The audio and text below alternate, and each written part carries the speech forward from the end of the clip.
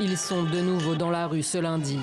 Des centaines de manifestants en route vers la résidence du président colombien. Toujours vent debout contre le projet de réforme fiscale du gouvernement. Une détermination qui paye. En fin de journée, le ministre des Finances annonce sa démission dans un communiqué. Mon maintien au gouvernement rendrait difficile l'édification rapide et efficace des consensus nécessaires. Une nouvelle victoire pour les protestataires qui avaient déjà réussi la veille à faire reculer le très conservateur Iván Duque.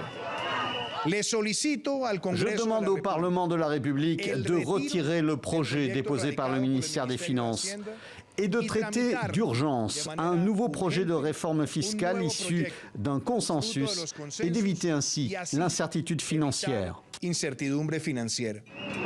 Depuis presque une semaine maintenant, des dizaines de milliers de Colombiens battent le pavé dans les grandes villes du pays pour faire barrage à un élargissement de la base d'imposition sur les revenus et celle de la TVA sur les biens et les services notamment.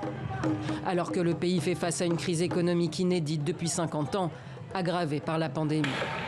Les manifestations ont parfois dégénéré. Les affrontements avec les forces de l'ordre ont fait une vingtaine de morts et plus de 800 blessés, dont environ 300 civils. L'armée a été déployée. Plusieurs ONG dénoncent une répression disproportionnée.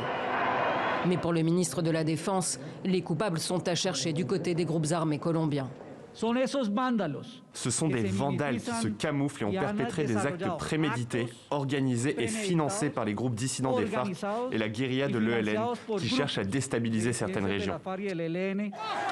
Ce mardi, le Haut Commissariat aux droits de l'homme des Nations Unies a condamné l'usage excessif de la force par les forces de sécurité, accusées de tirer à balles réelles sur les manifestants.